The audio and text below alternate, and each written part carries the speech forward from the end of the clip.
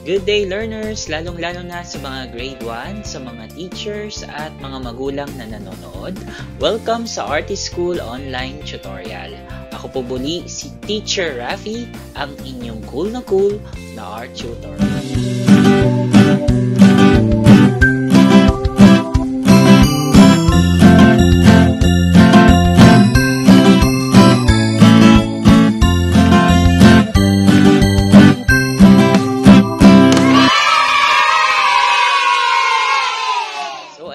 Ito na ay ang quarter 3, week 3 ng ating pag-aaral sa Arts 1. So, ang ating pong ginagamit na module ay mula po sa 5 at 4A ng DepEd Calabarzon, Learner's Material. So, ang title po ng ating lesson ngayon ay pagtatak gamit ang ating mga kamay. Ayan, simulan na natin. So, yun nga, no, ang ating pag-aaral sa Arts 1, quarter 3, week 3. Week 3 na po tayo, ay tungkol kung saan paano tayo makakalikha ng imprenta. Ano nga ulit ang imprenta? Ito yung mga bagay na inilalapat natin sa kulay at ginagamit natin sa pagtatatak. Pero ngayon, magagamit natin ang imprenta sa pamamagitan ng paggamit ng ating mga bahagi ng katawan. Katulad ng kamay, daliri, palad o iba pang bahagi ng ating katawan. At iyon ay naman ang lalagyan natin ng kulay at ilalapat sa papel, tela, pader o sa sahig. So kung nakaraan nating lesson, ang mga ginamit natin ay yung mga bagay na nakukuha natin sa kalikasan o gawa ng tao. Sa ating lesson ngayon mga bata ay ang paggamit natin ng mga bahagi ng ating katawan sa pag-imprenta. Okay, art kaalaman na! So, sa pagtatak ng gamit ang ating kamay, kadalasan 'di ba ang ginagamit natin sa pagtatatak o pag-imprenta sa bahagi ng ating katawan ay ang ating mga kamay. Bibigyan ko kayo ng sample kung paano natin magagamit ito sa imprenta. So may activity tayo dito. Narito ang isang halimbawa upang makalikha ng imprentang tulad ng bakas ng paa ng tuta. Nakakita na ba kayo ng bakas ng paa ng tuta? Ito yung parang may bilog at may tatlong maliliit na bilog dun sa taas. Diba? Iyon yung pinaka-itsura ng bakas ng paa ng tuta. Pero gagawin natin yan gamit ang ating mga daliri sa kamay. So ang mga kailangan lang natin dito ay toyo, latito, at papel. Ayan ang example natin. Yan, papel, ihanda natin yan, napakasimple lang, platito, at toyo. Ayan, una natin gagawin, maglagay ng 3 kutsarang toyo sa isang platito. Pero hindi naman siguro kailangang medyo marami 3 kutsara, kahit tansyahin nyo na lang para hindi masayang yung toyo. So ayan, ilagay na natin yung toyo. So idadampi natin yung ating hinlalaki. Ito yung hinlalaki natin. Yan yung pinakamalaking hugis dun sa bakas ng paa ng tuta na gagawin natin. Then gagamitin naman natin yung ating hinliliit para dun sa 3 marka na naumpisahan natin mula dun sa ating hinlalaki. So, ang pang-apat na step natin ay gumawa ng 3 pares nito na may pataas na direksyon. Diba? Nakagawa tayo ng bakas ng paa ng tuta gamit lamang ang toyo at mga daliri natin. So, yan yung mga halimbawa o isang halimbawa ng paggamit ng bahagi ng ating katawan gamit ang ating mga daliri sa kamay. So, yan yung imprenta mula sa paggamit ng ating mga daliri sa kamay. Pagtatak gamit ang kamay. Ito yung iba pang mga halimbawa mga bata ng mga artwork na ginamit natin yung ating mga kamay sa pagtatatak o sa imprenta. Makikita natin yung sa bandang left side natin yung marka ng kamay na ginawang bulaklak. Diba? Gayon din sa nasa right side natin yung artwork na marka ulit ng kamay, maraming marka ng kamay na ginawa ring bulaklak. Marami pa tayong magagawa gamit ang ating mga kamay. Ayan. Ito pa isang halimbawa, pagtatak gamit ang iba pang bahagi. Kung mapapansin natin, ano yung dalawang bahagi ng katawan natin ang ginamit sa artwork na yan o imprenta.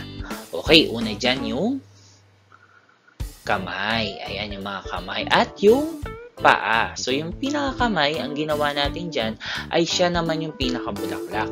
At yung pinakapaa naman, siya naman yung pinaka naging dahon. So, isang halimbawa ulit yan ng mga bahagi ng katawan na para makabuo tayo ng isang napakagandang artwork. Ayan, sining galing na! Okay, ito madalas natin gawin gamit ulit ang kamay. O iguhit ang hugis ng iyong kamay o ng palad sa pamamagitan ng pagbakas ng kabuuang hugis o gamit ang Crayola. Ito yung halimbawa ni tutor o teacher Rafi. Diba? Yan yung madalas natin gawin. Napakadali lang yan. Okay, gamit ang Crayola, nakuha natin yung pinakahugis ng ating palad. At ayan, mas madali siyang na-drawing, 'di ba? Mas madali siyang ma-drawing kaysa dun sa mano-mano nating ginagawa yung hugis ng kamay kumpara dun sa binabakat na lang natin. So yan yung isang halimbawa. Yan, nililinawan lang ni Teacher Rafi para mas makita nyo yung pinakahugis ng kanyang kamay. Pwede nyo itong subukan kasi napakadali lang yan. Katulad ng ginawa natin kanina sa pagtatatak gamit ang toyo. Gawain sa pagkatuto bilang 2. O natatandaan nyo pa ba yung ating ginawa kanina na pagtatatak gamit ang ating mga daliri sa pag-imprenta ng paa ng tuta? Okay, try nyo ang pagsunod-sunurin ito. Ano yung una nating ginawa? Letter A, idampi ang hindalaki sa toyo at ilapat sa papel. Letter B, maglagay ng 3 kutsarang toyo sa isang platito. Letter C, gumawa ng 3 pares nito na may pataas na direksyon. Or letter D, idampi naman ang hinliliit sa toyo at maglapat ng 3 bakas nito sa ibabaw ng bakas na hinlalaki. Sige, ano yung una nating ginawa? Kung ang sagot nyo ay letter B, kayo ay tama. Ano yung ginawa na muna natin ay maglagay ng 3 kutsara. Kahit hindi ka 3 kutsara, kahit tansyahin nyo na lang 3 kutsarang toyo sa isang platito. Ano yung pangalawang ginawa natin? Okay, letter A. Idinampi natin yung ating hinlalaki sa toyo at inilapat natin sa papel. Ang pangatlong step ay idampi naman ang hinliliit para dun sa mga bahagi na nasa ibabaw ng bakas ng hinlalaki. Yung 3 maliliit na hugis galing yun sa ating hinliliit. At syempre, ang huli nating ginawa ay gumawa tayo ng 3 pares ng bakas ng paa ng tuta. Pwede nyo yung subukan kasi napakadali lang yan. Okay, see? Napakarami natin pwedeng magawa gamit ang iba't ibang bahagi ng ating katawan at makagawa tayo ng imprenta o magandang likhang sining. Yan, guhit galing na! O gumawa si Teacher Rafi ng isang halimbawa ng pagtatatak ng gamit ang kamay. Ito medyo madali lang to. Ihanda nyo lang yung mga kagamitan like pintura, watercolor, papel, at brush. Ayan, saka marker, pwede na rin yan. So, panoorin natin yung ginawa ni Teacher Rafi. So, ayan. Meron na akong inihandang kulay kahel o orange na kulay at inilapat ko yung aking kamay. Okay, medyo ipalihis nyo lang yung kamay nyo papunta sa kanan. Ayan, bumakat na ang imprenta ng aking kamay. So, bumuo ako. Nag-isip ako ng isang imahe na po pwede kong buuin mula dun sa imprenta ng aking kamay. Ayan.